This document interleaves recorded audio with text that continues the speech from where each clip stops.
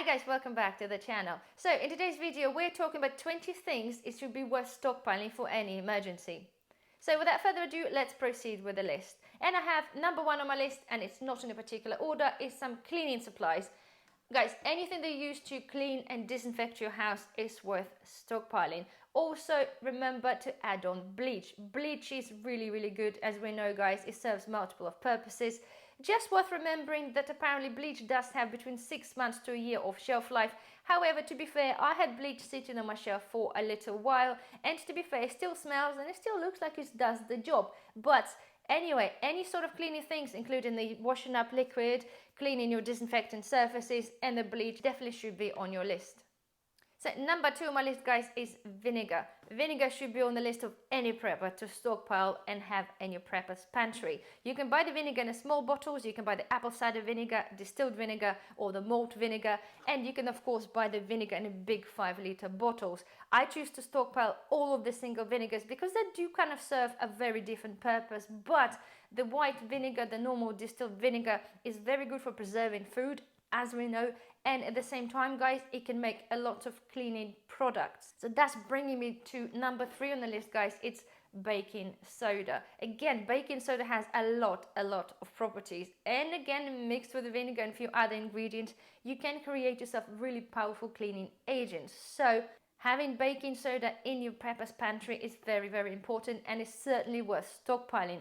I've noticed at the moment, guys, that the prices of them have been going up, and it's becoming a bit more and more difficult to find. So if you don't have any in your prepper pantry, I suggest you have a look and try and find some.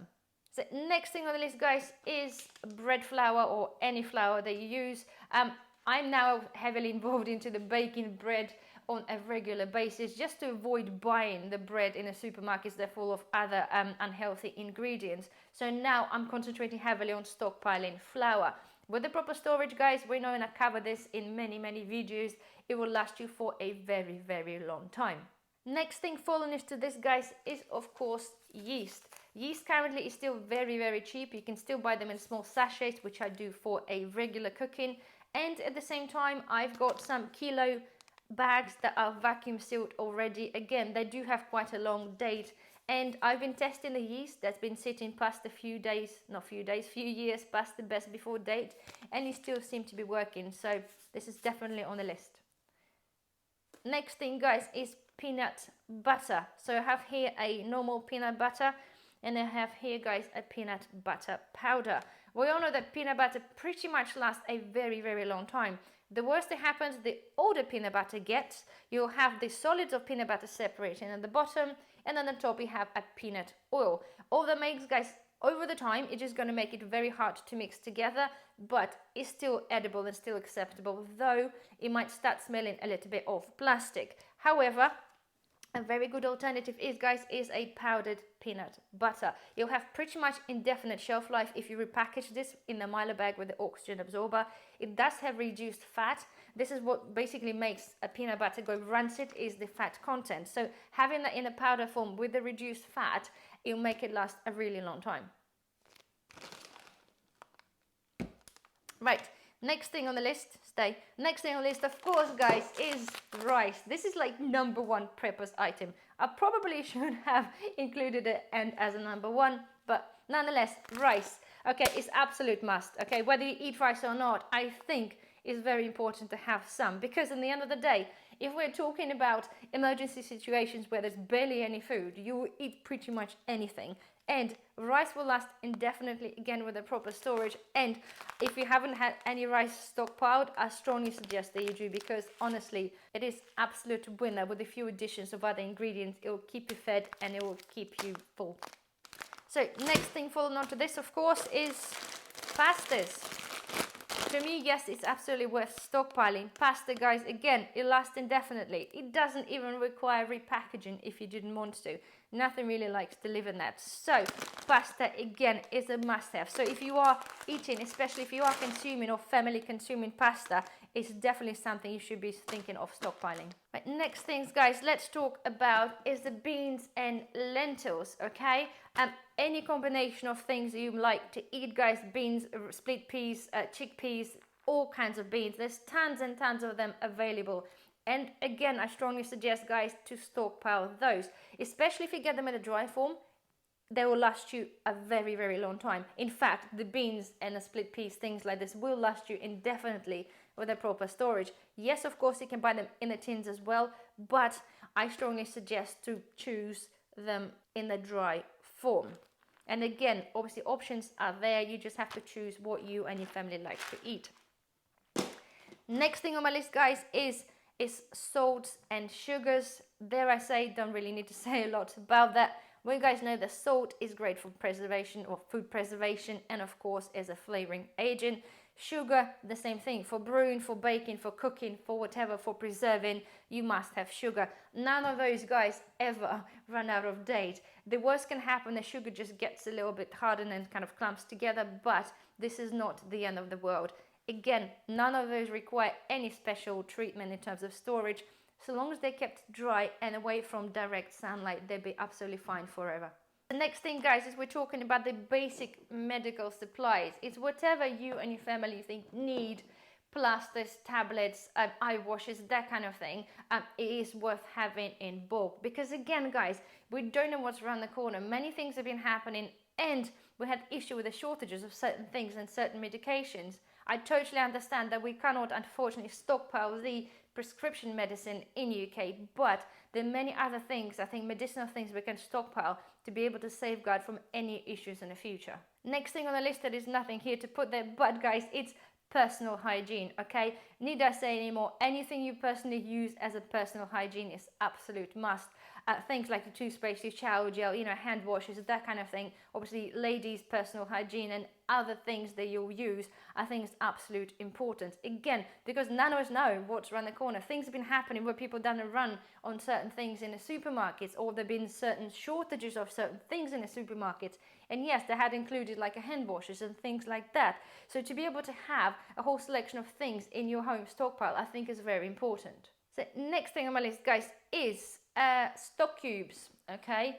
Whether you have them powdered or whatever, but this is the ones I have a lot in my stockpile. They do have dates, but they do last a very, very long time past their date, and it's nothing really happens to them. You could freeze them, absolutely, if you have the space, but because they quite happily sit there as they are, there is something that is worth having. Don't forget you have a variety, obviously chicken, lamb, beef, and those things will add masses and masses of flavor. So even if you're talking about having your basic rice or basic pasta, whatever you're doing, they're gonna potentially mean absolutely well to you if you don't have anything else to add on to your meals. So next thing, guys, we're talking about the tinned meats and tinned fish, okay? Again, I covered the proteins on the different videos, but it is paramount importance of stockpiling some meat and fish. If you eat just one or the other, that's fine. Stockpile what you eat. Those things last forever, okay? Pretty much so. And don't like look at the dates and best before and think that, you know, it's going to be trouble, you have to throw this all away. All the tinned fish and meats do last very, very long time in the tins. The worst thing is going to happen, guys, they'll just start losing a bit of nutritional value and maybe a little bit of flavor, but generally those things will outlive you. So having whatever, guys, you like eating, or potentially if you don't like eating canned meats, which not particularly all of us do as a regular diet, you know, but nonetheless having the tinned meats, I think is very, very important. And whilst we, guys, on the meats as well, I would consider stocking up on meat or meat joints, anything you eat, for your freezer. Don't forget, not every emergency will involve us losing power or losing electricity, basically. So it means there still be things that'll be happening that will allow us to run our freezers and fridges. So to have, I think, a backlog or stockpile of meats or fish in your freezer, things that you eat, I think is very, very important. If you follow the channel, you know, on my Sunday debates with Mark, that we are talking about the farming and the industry and the way things are going. And it's pretty much very much obvious the way the things are unfolding, that we are not going to be having much of meat availability very, very soon. And again, the food shortages or meat shortages are not necessarily going to be governed by the empty shelves, but by really, really high prices. So if you do have ability to be able to stockpile some meat or fish the fresh ones, and put them in the freezer, then I suggest you do so. So next thing, guys, we're talking about is dried fruits and vegetables. Okay, again, I have an example here of dehydrated raspberries that I made myself, but there was the oyster. Have a look through my dehydrated cupboard videos. I have a whole selection of fruit and vegetables dehydrated. But the point is, again, depending on the situation, depending on the emergency, having a dehydrated fruit and veg are a really, really handy thing to have.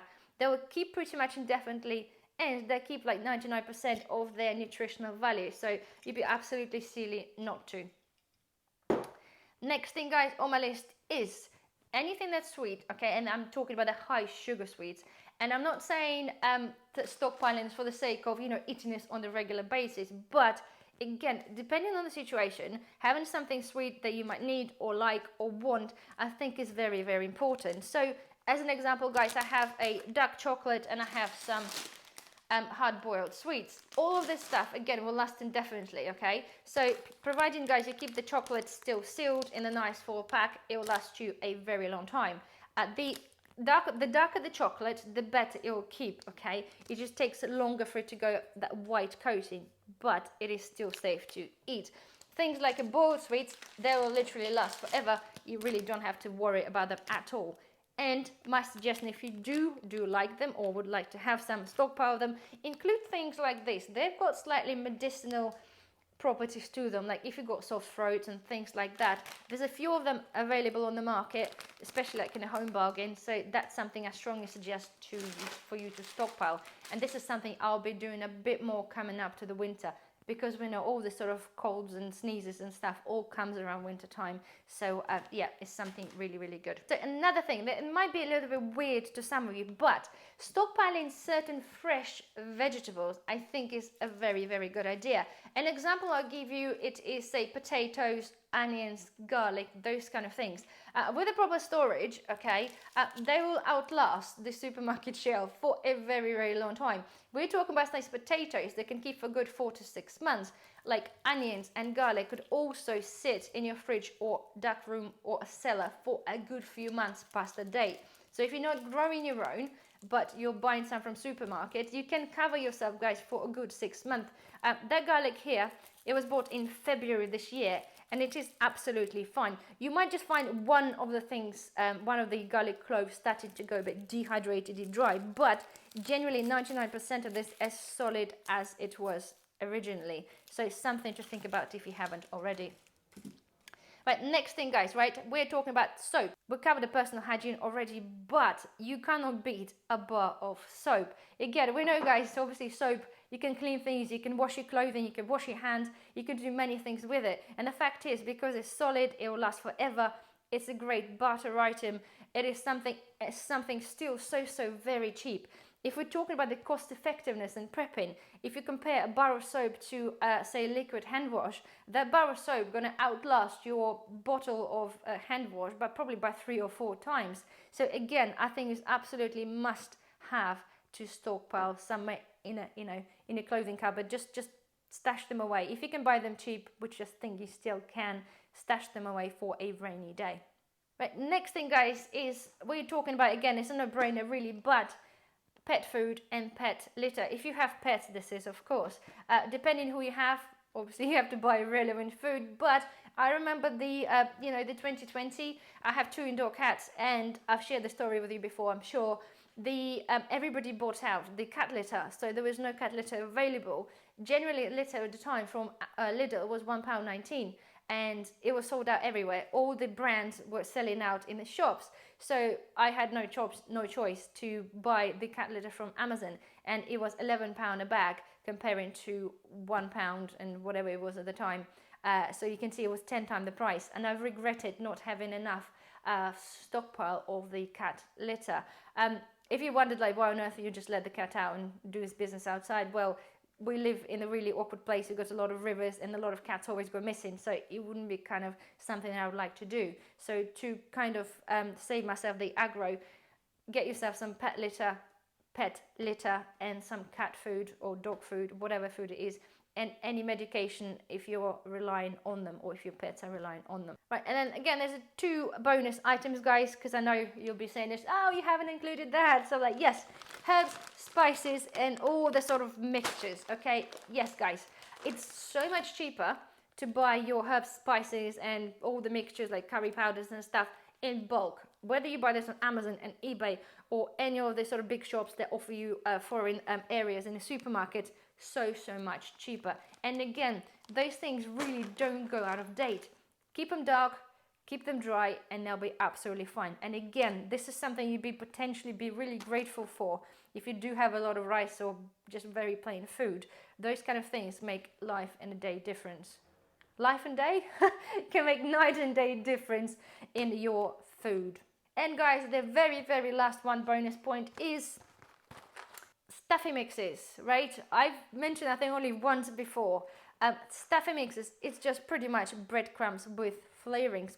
But if you think about it, okay, they can last pretty much forever again, providing you store them properly with the Milo bag and oxygen absorber. And they can really bulk up your meals. So if we are struggling for the time of running out of, say, the meats or anything that's sort of kind of bulky, they give you quite a lot of flavor, a bit of texture, depending obviously how you cook them. And they're really cheap. Not particularly those ones, mind you, they were actually on clearance at Asda, but you can still buy stuffing mixes from Lidl for like 46p. And I've bought some in a wholesale in a big bag from Booker's. So it depends, guys. You can buy them even on Amazon as a bulk buy, just to save you buying 20 million of packets. But I think it's something that's definitely worth stockpiling, and I've already been on it. So that's that, guys. That covers the 20 items plus some bonus items I think you should be stockpiling for emergency.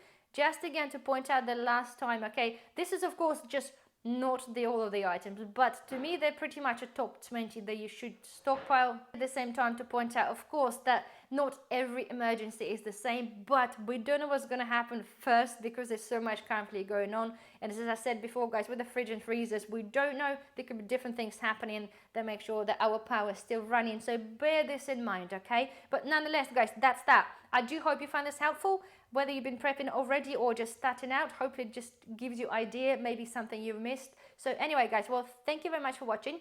Thumbs up, and I shall see you in the next one. Bye-bye.